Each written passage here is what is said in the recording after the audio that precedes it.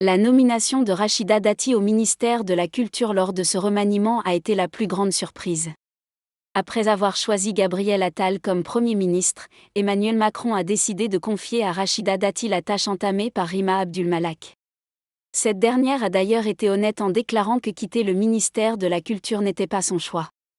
Lors de son discours de passation, elle a déclaré « Je dois vous avouer, j'espérais pouvoir déjouer la malédiction qui frappe le ministère de la Culture depuis plus de 10 ans, où les ministres restent moins de 2 ans à leur poste, mais cette malédiction est tenace. » Rachida Dati, combative comme toujours, a exprimé son point de vue en faisant une référence subtile aux critiques reçues suite à l'annonce de sa nomination.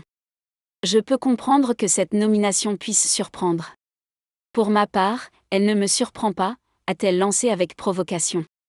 La maire du 7e arrondissement de Paris n'a jamais eu sa langue dans sa poche et n'hésite jamais à remettre à leur place ceux qui l'attaquent.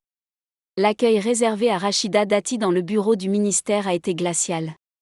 Dans les colonnes de Paris Match, paru ce jeudi 18 janvier, la nouvelle ministre de la Culture a évoqué sa nomination ainsi que ses premiers pas dans le bureau qui était autrefois occupé par Rima Abdul Malak. Nos confrères décrivent un lieu splendide mais vide, presque dépourvu d'âme. On dirait un appartement témoin. Rien ne traîne, pas un dossier, peut-on lire.